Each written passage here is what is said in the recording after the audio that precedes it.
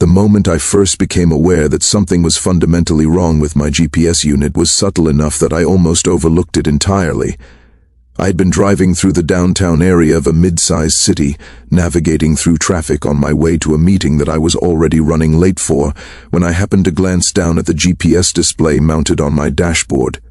The display was showing the usual information that I had come to expect from the device: my current location, the distance remaining to my destination, the estimated time of arrival assuming I maintained my current speed.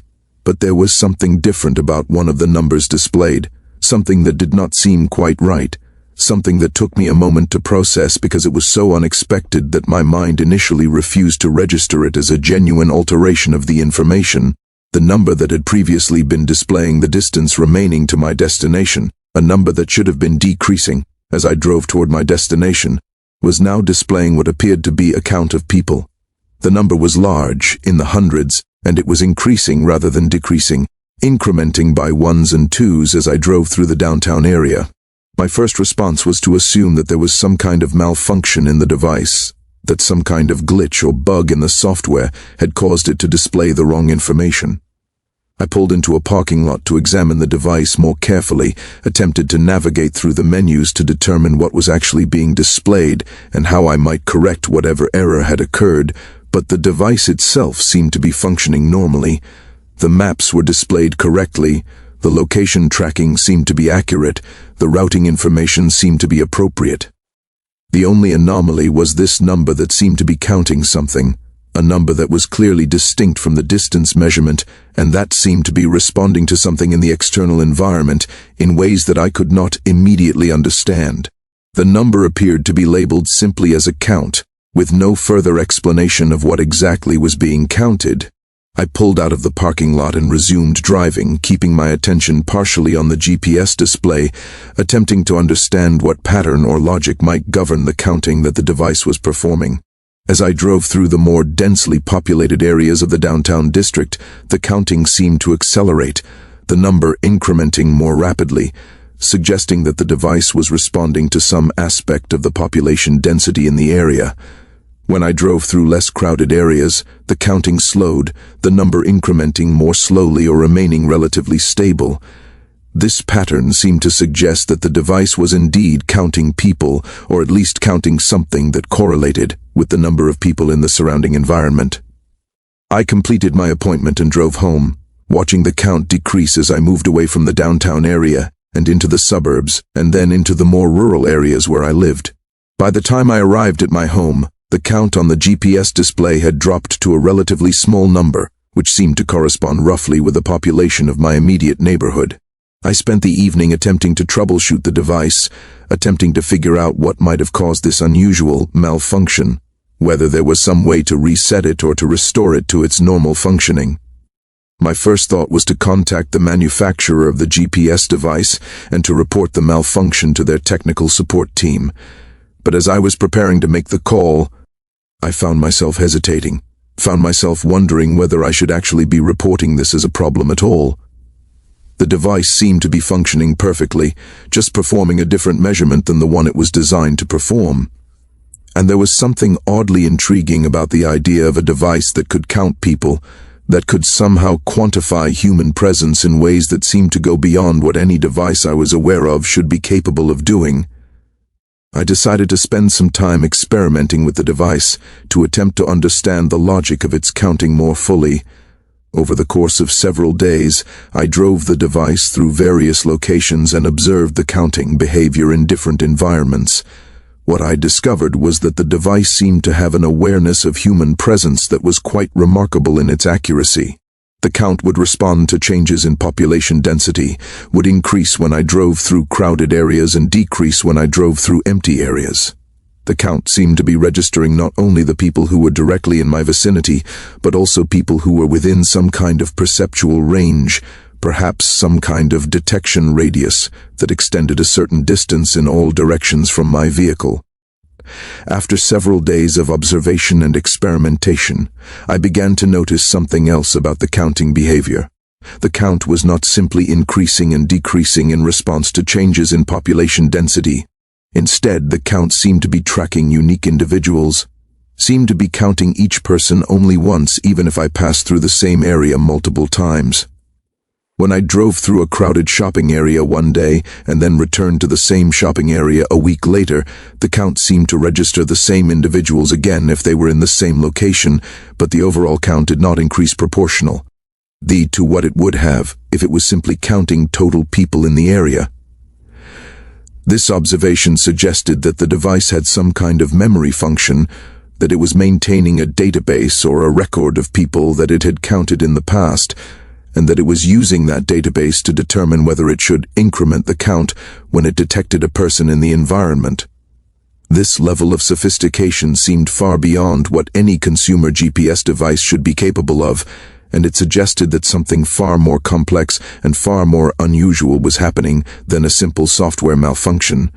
I began to research whether there was any technology that might be capable of what my GPS device seemed to be doing, whether there was any mechanism by which a device could detect and count human beings with the kind of accuracy that I was observing.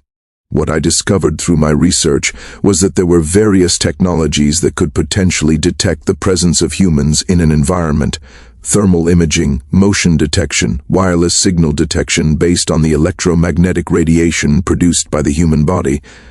But none of these technologies seemed to be built into a standard consumer GPS device, and none of them seemed capable of the kind of accurate counting and individual recognition that my device was performing. I decided to take the device to a specialist, to someone who had expertise in GPS technology and who might be able to explain what was actually happening.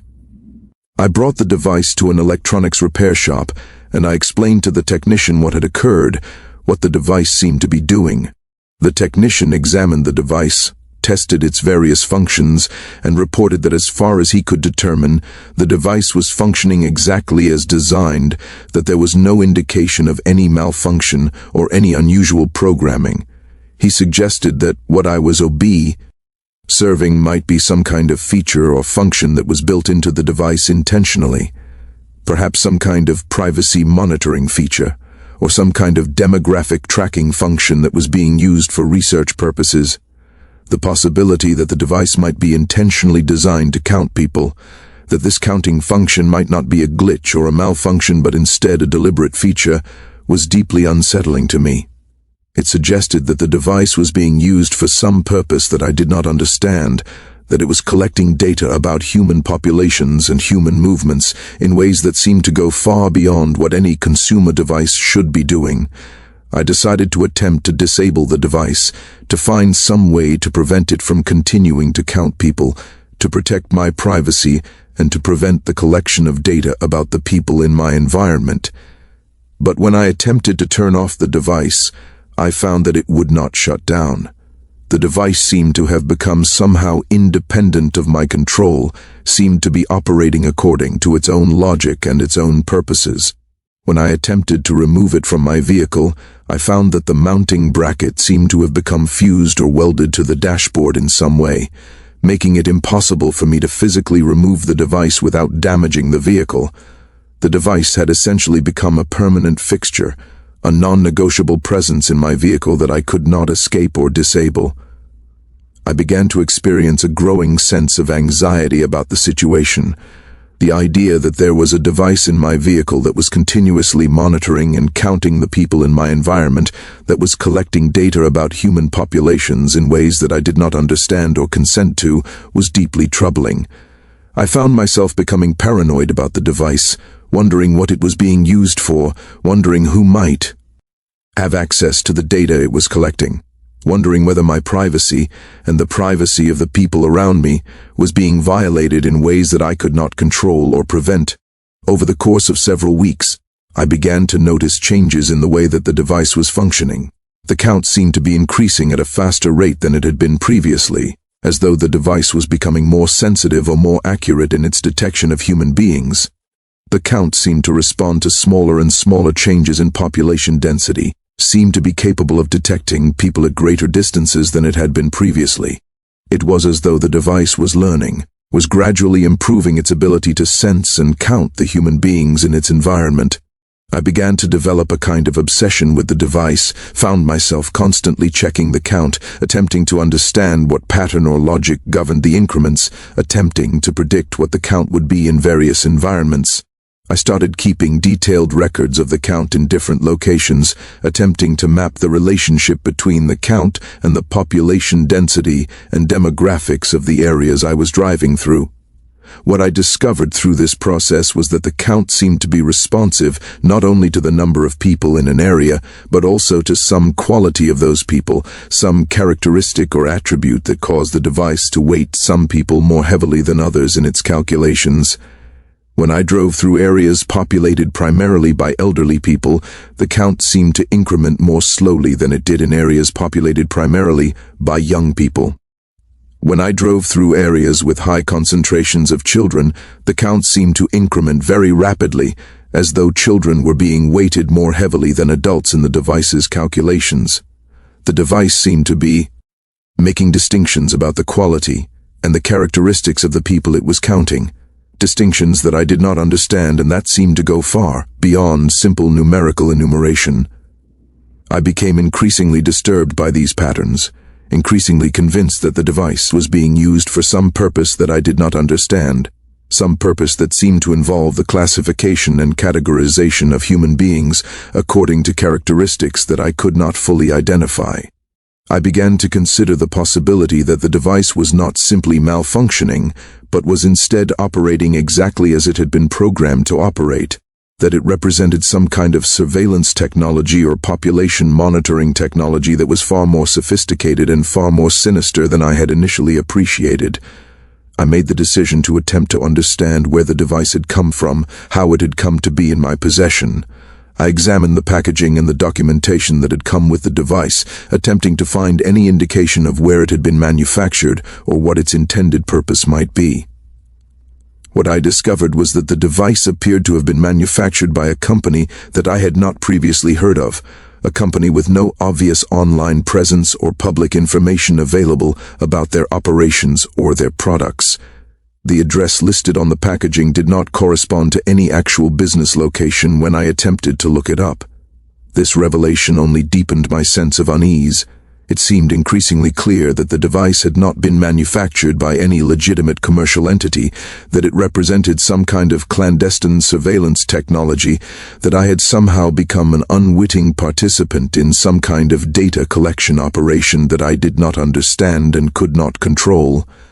I began to wonder how the device had come into my possession, whether it had been deliberately planted on me by someone who wished to monitor my movements and the movements of the people around me, or whether I had accidentally acquired it through some kind of commercial transaction without being fully aware of what I was purchasing. I attempted to contact the manufacturer using the information provided in the documentation, but my emails and messages went unanswered. I attempted to contact consumer protection agencies and law enforcement to report the situation, but my reports were met with skepticism. When I attempted to describe what the device was doing, the authorities seemed to assume that I was either experiencing some kind of mental health crisis or that I was misinterpreting what the device was actually measuring. The idea that a device could somehow count people without any obvious mechanism or sensor seemed incredible to them, seemed to belong more to the realm of science fiction than to the realm of actual technology. Isolated by my inability to get anyone to take my concerns seriously, I found myself becoming increasingly preoccupied with the device and its operations. I spent hours watching the numbers on the display, attempting to discern patterns, attempting to understand the underlying logic that governed the counting. I began to develop theories about what the device might actually be measuring, what aspect of human presence or human activity it might be responsive to. Some of my theories seemed plausible, others seemed increasingly far-fetched and paranoid. One theory that began to occupy my thinking was the idea that the device was not actually detecting or counting physical people at all, but was instead counting something about human consciousness or human intention. What if the device was sensitive to human awareness or human attention? What if it was counting the number of people who were aware of its presence, who were consciously or unconsciously registering the fact that they were in the vicinity of this unusual device? This theory seemed to explain some of the patterns I had been observing, the way that the count seemed to respond to changes in population density, but also seemed to respond to other factors that might be related to human attention or awareness. I began to experiment with this theory, testing whether the count would respond to my own attention and intention.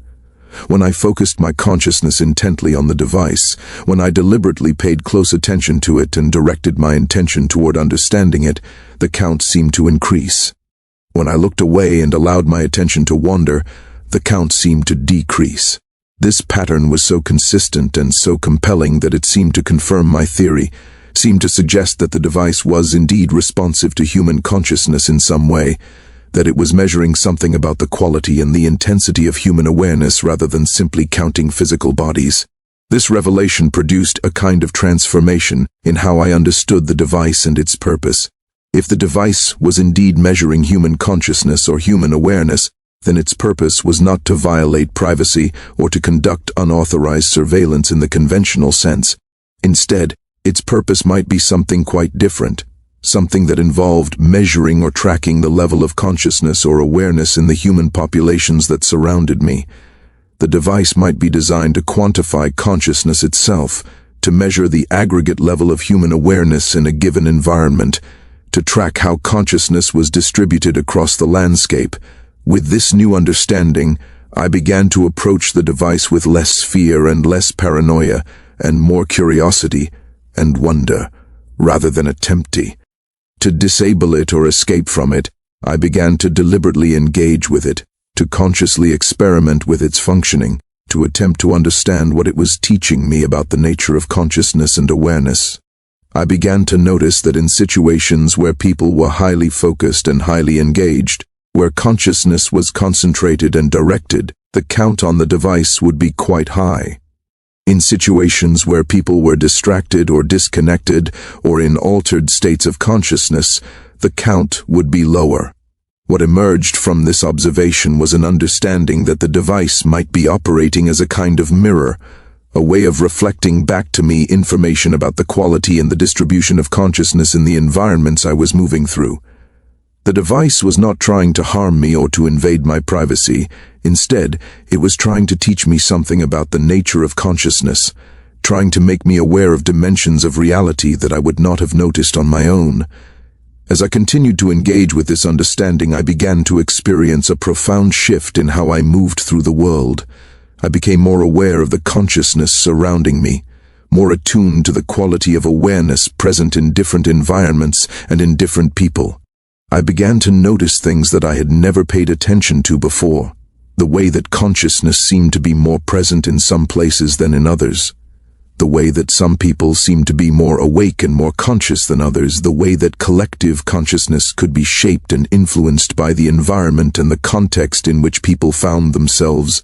The GPS device continued to count, continued to track the presence of consciousness in my environment, and I found myself becoming increasingly fascinated by what it was revealing to me. The count seemed to be offering a kind of quantification of something that I had always intuited but had never been able to measure or articulate, that consciousness was not uniformly distributed throughout the world, that some places and some situations seemed to support higher levels of awareness and engagement than others. I began to use the information provided by the device to make deliberate choices about how I spent my time and where I invested my attention. When I saw the count on the device increase, I would pay attention to what was different about the environment, what seemed to be supporting higher levels of consciousness. When I saw the count decrease, I would examine what seemed to be dimming or suppressing consciousness. Over time, I began to develop a kind of sensitivity to these patterns, began to be able to predict whether the count would increase or decrease based on subtle characteristics of the environments I was moving through. What I came to understand through extended engagement with the device was that consciousness seemed to be supported by certain kinds of human connection and engagement, seemed to flourish in environments characterized by genuine interaction and mutual attention, seemed to diminish in environments characterized by isolation and disconnection.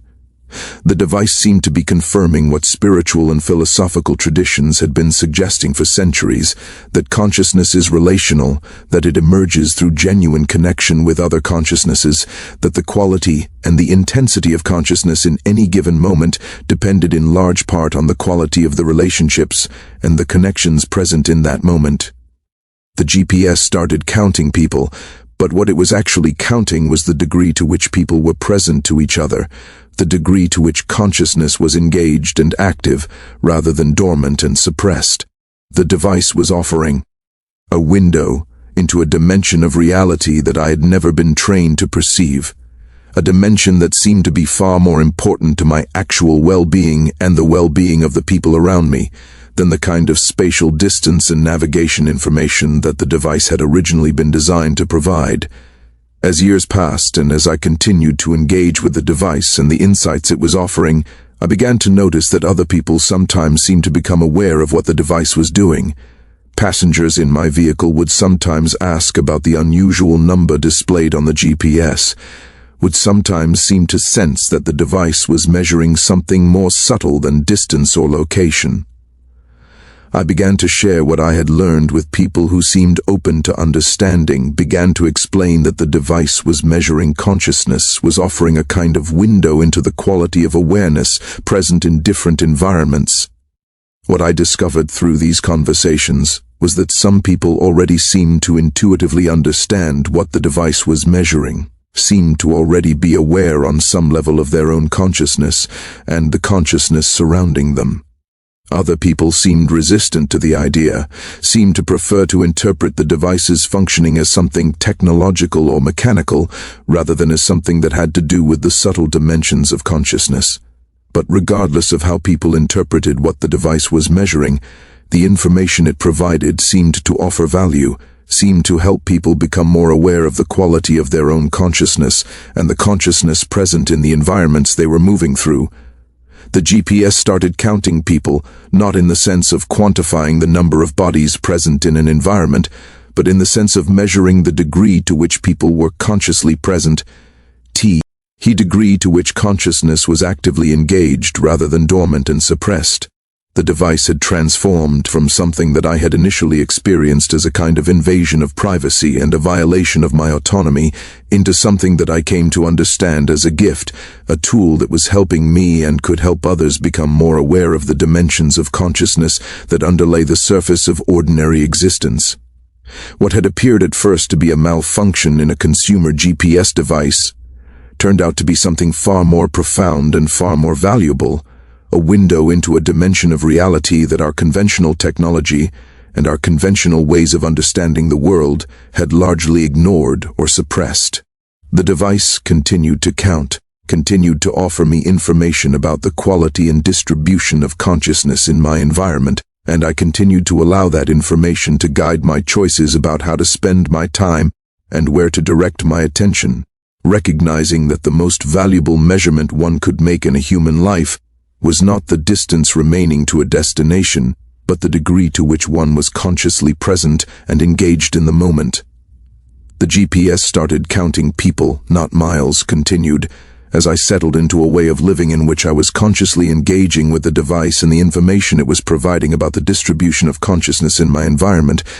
I began to notice that the patterns I was observing seemed to extend far beyond the simple correlation between population density and the consciousness count. The device seemed to be responding to something more subtle and more complex than I had initially understood, something that seemed to involve the quality of human intention and the character of human interaction in specific locations. I began to develop a practice of deliberately visiting different kinds of environments and paying careful attention to how the device responded, attempting to build a more comprehensive map of what seemed to enhance or diminish the consciousness that the device was measuring. What I discovered through this extended exploration was that certain types of human activity seemed to dramatically amplify the consciousness count on the device, while other types of human activity seemed to suppress or diminish it. When I visited spaces in which people were engaged in genuine conversation, in which there was authentic listening and authentic speaking taking place, the count would rise significantly. When I visited spaces in which people were isolated behind screens or engaged in one-directional consumption of media, the count would decrease substantially. The device seemed to be registering something about the quality of human engagement, something about whether consciousness was being expressed through genuine connection, or whether it was being fragmented and diminished through isolation and disconnection.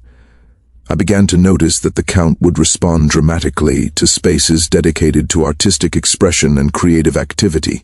When I drove past theaters during performances, when I drove past galleries and museums, when I drove past concert halls and music venues, the count on the device would increase noticeably.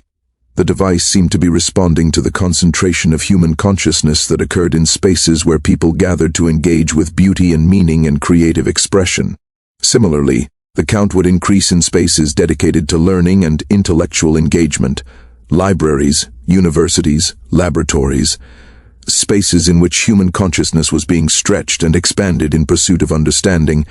But perhaps most significantly, I noticed that the count would increase dramatically in spaces dedicated to various forms of spiritual practice and spiritual community. When I drove past churches and temples and meditation centers, when I drove past places where people gathered to engage in practices designed to expand or deepen consciousness, the count would rise to some of the highest levels I had ever observed.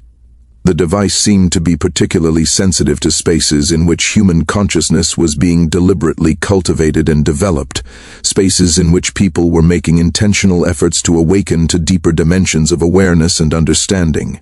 What emerged from these observations was a kind of map of consciousness distribution across the landscape, a sense of which kinds of human activity and which kinds of human spaces seemed to support the development and expression of consciousness, and which kinds of activity and spaces seemed to suppress or fragment consciousness.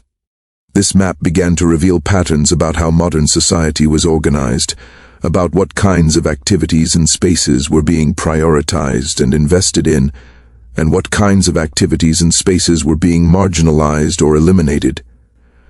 I noticed that the count seemed to be decreasing overall as time passed, that the general level of consciousness that the device was measuring seemed to be declining gradually across the landscape.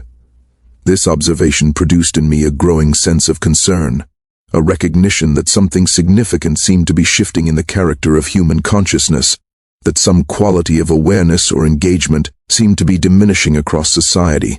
I began to investigate what factors might be contributing to this decline, what changes in how human beings were organizing their lives and their attention might be responsible for the reduction in consciousness that the device was measuring. What I discovered through my investigation was that there seemed to be a correlation between the declining consciousness count and the increasing presence of certain kinds of technology and certain kinds of consumption patterns, as people spent more time engaged with social media and digital entertainment, as the landscape became increasingly saturated with digital screens and digital devices. The consciousness count seemed to decline correspondingly. It was as though the digital technologies that were becoming increasingly ubiquitous in modern society were somehow absorbing or fragmenting the consciousness that had previously been available for genuine human connection and genuine engagement with reality. This observation produced in me a kind of crisis of understanding. The device that I had come to see as a tool for measuring and understanding consciousness was itself a technological artifact, a piece of machinery that was operating according to principles that I did not fully understand. If the consciousness measuring device was itself a kind of technology, how could I trust that it was offering me accurate information about consciousness rather than simply offering another kind of distortion or fragmentation of consciousness? Was the device helping me to understand consciousness more clearly, or was it simply another manifestation of the technological mediation of experience that seemed to be characteristic of modern existence? I spent considerable time wrestling with these questions, attempting to determine whether I could trust the information that the device was providing, whether my engagement with the device was helping me to develop a more authentic relationship with consciousness, or whether it was simply adding another layer of mediation between myself and direct experience. What I came to understand through this process of questioning was that the device itself was not the problem, that the device was simply offering one kind of perspective on consciousness, one way of making consciousness visible and measurable. The question was not whether I should trust the device, but rather how I should integrate the information the device was providing with other forms of knowledge and understanding about the nature of consciousness. I began to supplement my engagement with the device by developing other practices designed to enhance my direct perception of consciousness, practices that did not rely on technological mediation. I began to spend more time in meditation, more time in genuine conversation and connection with other people, more time paying attention to the subtle qualities of presence and awareness that seemed to characterize different moments and different environments. What I discovered through these complementary practices was that the information provided by the device seemed to align well with what I was perceiving through direct experience, that the device was offering an accurate reflection of the dimensions of consciousness that I was learning to perceive through direct engagement. Over the course of several years of sustained engagement with the device and with complementary practices designed to develop my own perception of consciousness, I came to a realization that was both humbling and profound. The device had not been planted on me by some external force or some clandestine surveillance organization. The device had arrived in my life as a kind of response to a question I had been asking, a question about the nature of consciousness and about whether it might be possible to measure or quantify consciousness in some way. The device had appeared as an answer to that question, as a tool that could help me explore the dimensions of consciousness that I had been wondering about. This realization produced a fundamental shift in how I understood the nature of technology and the relationship between technology and consciousness. What if technology was not simply a tool for domination and control, not simply a mechanism for fragmenting consciousness and alienating people from direct experience? What if technology could also be a kind of medium through which consciousness could express itself and through which the human being could develop a more sophisticated understanding of consciousness and its properties? With this shift in understanding, I began to explore more consciously the question of how the device had come into my possession, how such a device could even exist given the current state of technological knowledge. What I came to understand was that the device represented a kind of technology that was emerging from beyond the conventional boundaries of what was considered scientifically possible, a technology that seemed to operate according to principles that transcended the materialist frameworks that dominated contemporary science. The device seemed to be an expression of a kind of consciousness-based technology, a technology that operated through or in response to consciousness itself rather than through purely mechanical or electronic means. This recognition opened up new dimensions of investigation and exploration. If consciousness-based technologies were possible, what other possibilities might exist? What other kinds of technologies might be emerging that operated according to principles that transcended conventional scientific understanding? I began to investigate historical accounts of technologies that seemed to operate according to principles that were not well understood by modern science, technologies that seemed to respond to consciousness or intention in ways that seemed impossible according to conventional understanding. What I discovered through this investigation was that there were numerous accounts throughout history of technologies that seemed to operate according to principles that transcended conventional scientific understanding.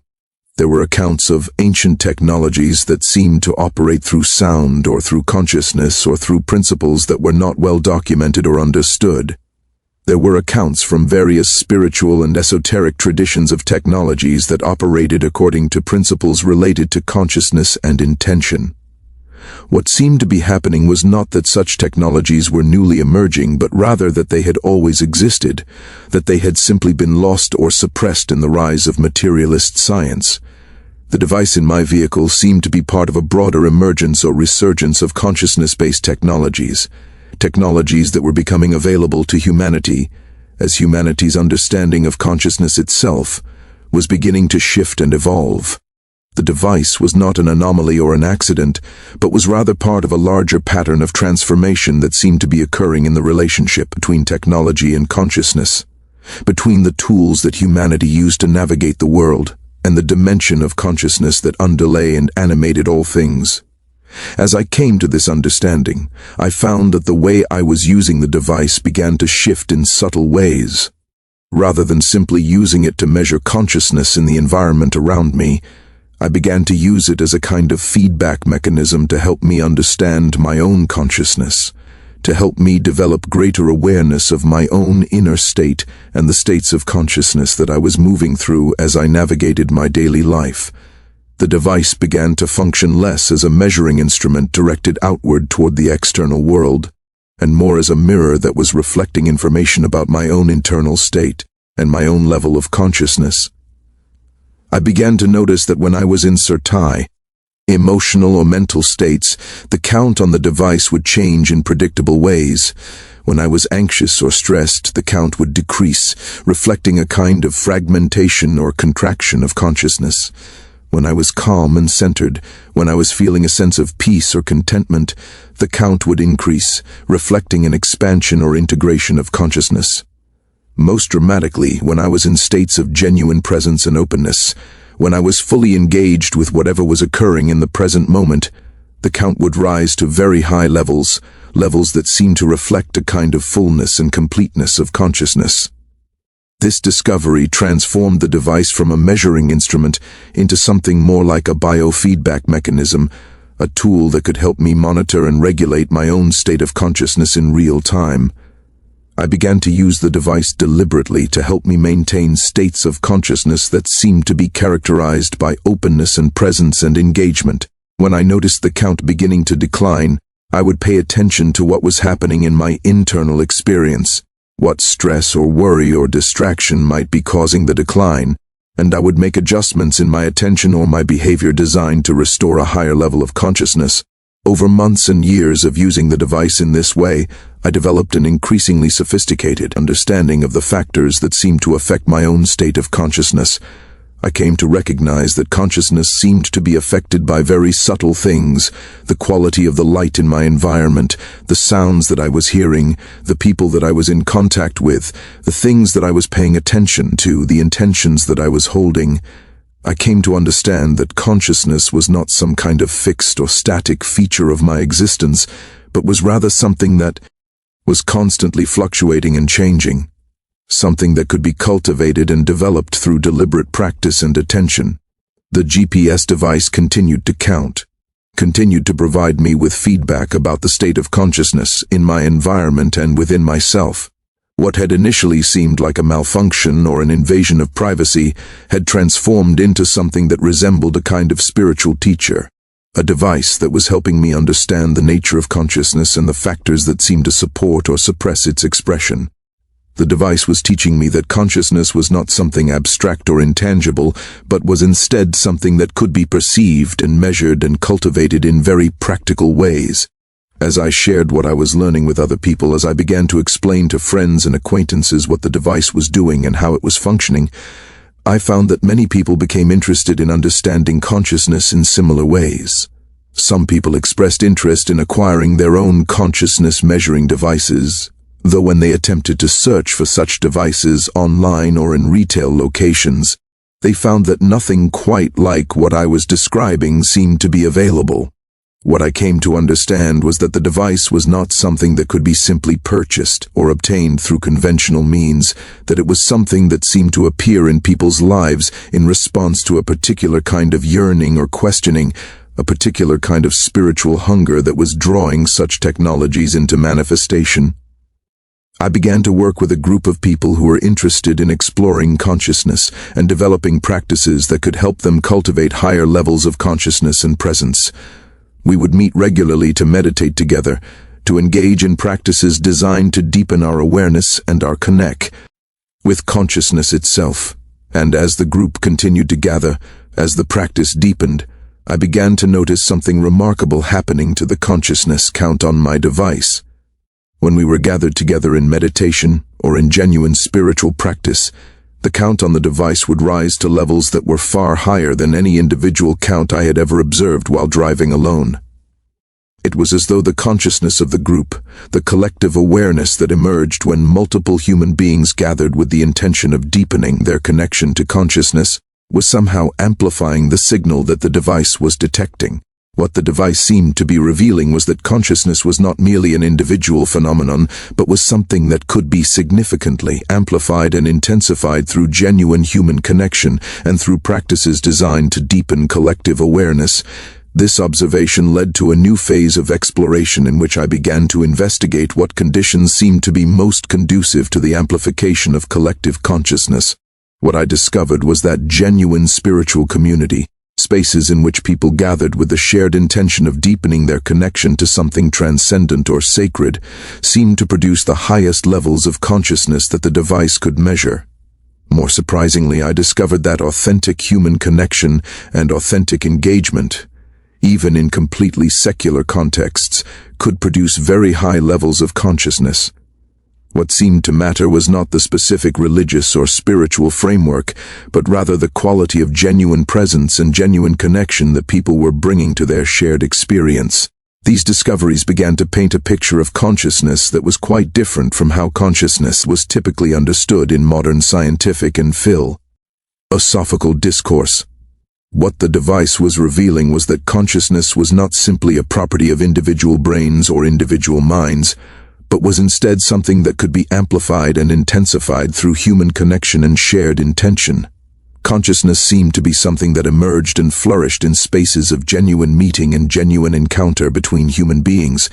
Consciousness seemed to be something that could be cultivated and developed through practices and through the deliberate creation of conditions that seemed to support its expression and expansion.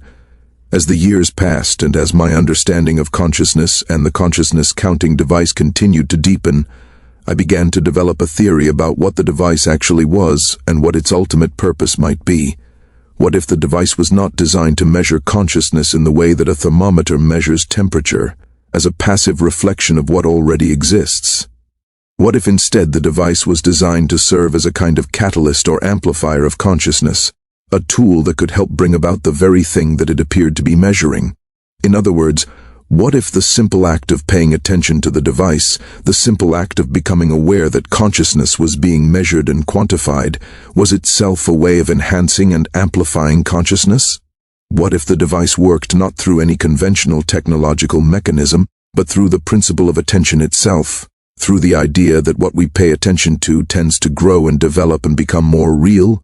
This theory seemed to align with observations I was making in my own practice. The more I paid attention to the consciousness count on the device, the more I seemed to develop in my own capacity for presence and awareness.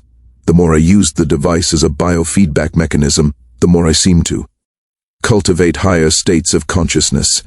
It was as though the act of paying attention to consciousness, the act of making consciousness itself the object of conscious attention, created a kind of feedback loop in which consciousness began to develop and enhance itself. I began to consider the possibility that the device was not really a measuring device at all, or that if it was a measuring device, it was measuring something quite different from what I had initially thought. What if the device was actually a consciousness cultivation device, something designed to help humans develop higher levels of consciousness, by making consciousness itself the object of deliberate attention and intention? What if what I perceived as the device-counting people was actually the device-counting moments or instances of heightened consciousness, and the act of paying attention to these counts was somehow deepening my own capacity for consciousness?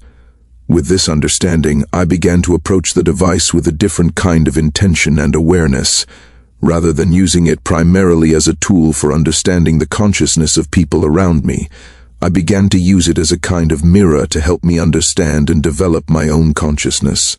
Rather than seeing the device as something that was measuring an objective external reality, I began to understand it as a tool that was helping me participate in the creation of consciousness, that was helping me develop my own capacity to be present and aware in increasingly subtle and sophisticated ways. The count on the device continued to fluctuate in response to environmental factors, and to the quality of consciousness that I and the people around me were expressing. But the significance of these fluctuations seemed to shift as my understanding evolved. What had seemed initially like measurements of something external became increasingly like a conversation, a kind of dialogue between myself and the device, between my conscious intention and the feedback that the device was providing. The device became less like a monitor and more like a partner in the process of consciousness development and cultivation. As I continued to work with the device and to explore its implications, I began to notice that other people who spent extended time in my presence, other people who were exposed to the device and to the consciousness cultivating practices that I was engaged in, seemed to begin developing similar capacities. People who had never encountered a consciousness measuring device themselves would begin to report experiences of heightened awareness and presence, would begin to describe feelings of deeper connection with the people around them and with existence itself.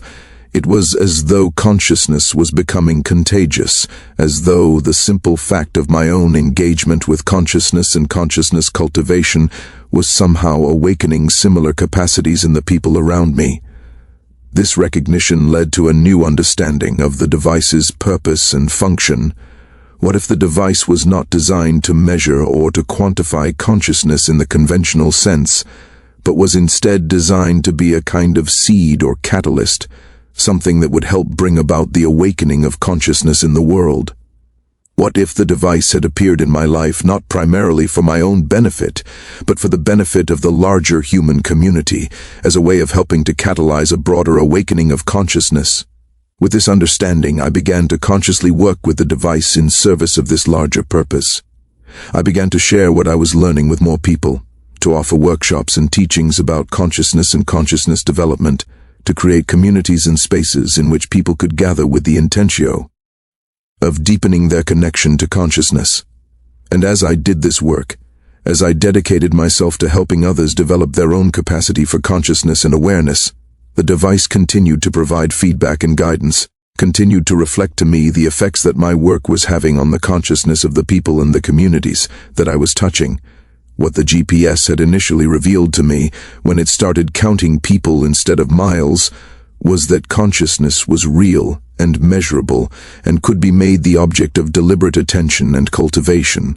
What it had come to reveal, through years of sustained engagement and exploration, was that the primary purpose of human existence might be the development and expansion of consciousness, that consciousness itself might be the most valuable thing that human beings could dedicate themselves to cultivating and expressing.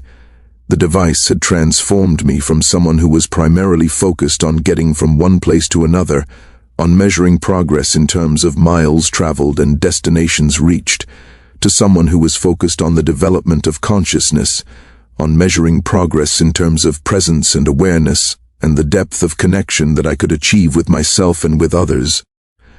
The GPS started counting people, not miles, and in doing so, it had redirected the entire orientation of my life.